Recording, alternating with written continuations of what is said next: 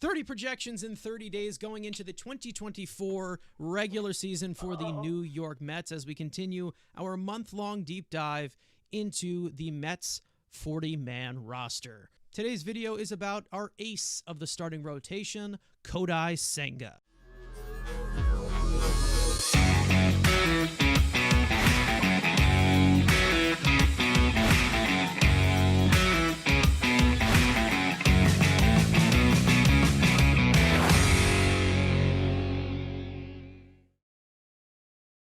After coming over to the U.S. as an international pitcher from Japan and signing a 5-year, $75 million contract with the Mets, Kodai Senga had a phenomenal rookie year, posting a 2.98 earned run average, a 3.63 fielding independent pitching, striking out 29.1% of batters across 166.1 innings pitched, which landed him in the top 5 for National League Rookie of the Year and top 10 for National League Cy Young. As a season winner in Japan, Senga's premier strikeout stuff was on full display all of 2023, headlined by his signature fading ghost fork pitch, which dominated opposing batters, complemented by a high 90s rising fastball that tops 98 to 99, a high spin rate cutter, a gyro-style slider, and a dropping action curveball. Although the adjustment to the MLB was visible, Senga handled it with flying colors. Going into a 31-year-old season, the expectations are high to see if Senga can build on his phenomenal rookie year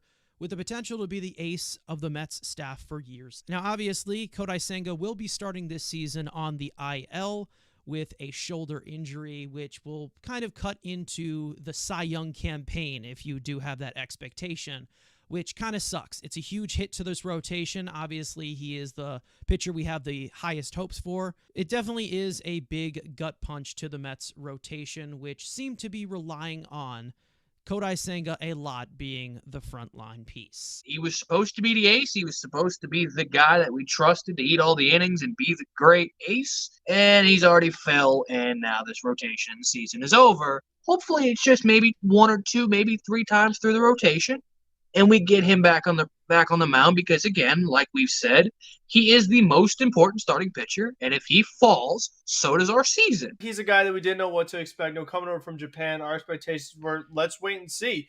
He was penciled in to be the number 3 with the contracts that Scherzer and Verlander were getting. Ended up being better than both of them. Turned out to be an ace, like Anderson said, finishing top 10 in the Cy Young. And he's a guy that, we're really excited to see this year. You see how he could follow up in rookie season, even though he was 30 years old. Try to see if he could follow that up. Off to a rough start. We'll find out the severity of it, how long he's going to be out. But he's a guy that, you really do want to see him healthy, because once the Mets season really went down the tubes, he was the only thing you're really looking forward to every 5 days, just to see, the Cy Young chase, the Rookie of the Year chase, just seeing him pitch, every 5 days was really what you were looking forward to. So to have him down already is really tough with the way the Mets have approached this offseason from the pitching standpoint, because, again, last year they approached him as the number 3 pitcher. This offseason they approached it with him as the ace. So for him to go down, that really kind of changes the way you feel about this Mets team already, and the season hasn't even started yet. With how dominant he was coming out from a different country, gaining the consistency the way that he is, I mean, we just know that this guy's a professional, and he has been for a long time, whether it is over in Japan or, displayed on the mound during his rookie season. It really sucks to lose him, obviously, because there is quite the drop-off from how you feel in this rotation. It stinks to have him out, of course. I am praying that it is the best case scenario and he is back on the mound, in June, maybe May. I don't know, but it's going to take a while for him to come back, of course. It's a moderate strain in his shoulder, but of course, this is a big piece that we are already missing without spring training games even starting, which really, really sucks. But as for his projections, I want to remind everybody that projections are not diction. They are benchmarks of the player's current specific percentile outcome based on predictive data and results. For my projections, I decided to use, in my opinion, each player's 75th percentile outcome, although a majority of player projections are constructed from a 50th percentile outcome. I personally just wanted to have a median between sustainability and upside. also gives you a decent look as to who I'm high on and who I am low on. Now, these projections are a little bit fluctuated as we don't know what we're going to get from Kodai Senga this year because of the injury, but this is where I kind of have it at median. I have 103 innings pitched, 26.1 strikeout rate, 11.6 walk rate, 3.23 earned run average, a 3.92 fielding independent pitching, an even 1 home run per 9, and a 2.8 wins above replacement. Now, these are subject to change, obviously, with the injury derailing his season, but that's where I'm currently standing at for the 75th percentile outcome. Yeah, I think they're pretty on the mark this time because I don't expect him to be better than what he was this season just because it was such a surprise. To have ERA under 3 is very tough to do nowadays, again, especially on the rookie campaign. Now you factor in the injury, so I can't predict or project that he's going to be even better this season. He could be, not having another year, but there is also that possibility that there could be a slight regression, and he kind of had just an awesome first year. So I think that where you have him at is a pretty safe bet as far as it's nothing too crazy. A lot of the other numbers are pretty similar to what he had last year, so it's not like there's a drastic change. Which again, the fact that he already is, that's the weird thing, is he already is 30, but it's only his second season in the big leagues, so it really is kind of hard you can't really evaluate him like you would evaluate a different 31-year-old. So he's just kind of hard to project, honestly, because again, I still feel like there's still some unknown aspects of him when it comes to performance on the field.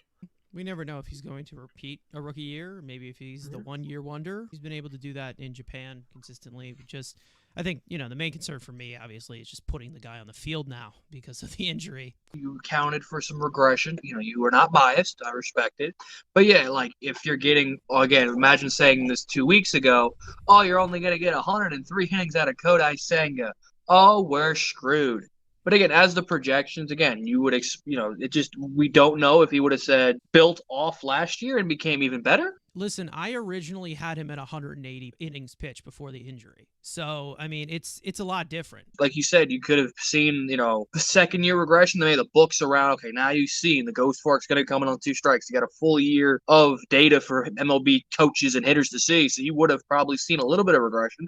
But hell, there was a world, maybe he gets even better. But now the injury is going to take that away. And now we got to hope and pray to, get at least 106 innings or 103, whatever you ended up having. Again, we'll see the shoulders. Again, this isn't like the elbow or okay, Tommy John, whatever. It's pretty straightforward.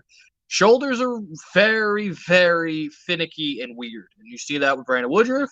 You've seen it in the past. Shoulders are not a joint I'm messing with. I'd rather have an elbow. I'd rather have, any other arm injury. So there is maybe some concern how he recovers from this and how long it takes. If it's, hopefully it's just a couple weeks, it could be a couple of months. Again, the shoulder is the one joint you really don't want to mess with. What would you say is the safest bet that he returns this season? And, the neutralist way, hopefully mid-May, the end of May, because you would think, one, he's starting on the IL for the season. Plus, then you have to have him ramp up. So it's going to take a month to get him ramped up with extended spring training. So best case scenario, maybe 24th of May. I don't think it's going to be better, but I think that kind of is the closest you might see him is the tail end of May, if everything breaks right. Yeah, I think it's late May too because he missed the entire spring training. So you need to do a spring training in order to get back, So he didn't even get a chance to really build up his arm. So for him to go down before he even had the chance to do that, and especially the fact that they called it fatigue, I was like, we just started. What do you mean you're fatigued already? So again, I think that late May, early June is the realistic window because, again, it is going to take a while before, even after recovery, building up to be ready to kind of go into the rotation and make starts of 5 innings or more. It's not like he's going to come back to pitch 3 innings. You know what I mean? So it's they really need to make sure he's fully built up because, again, he has ace expectations. So, they expect when he comes back to the mound, they got to treat him like an ace. So he needs to be going more than 5 innings when he is fully ready to go.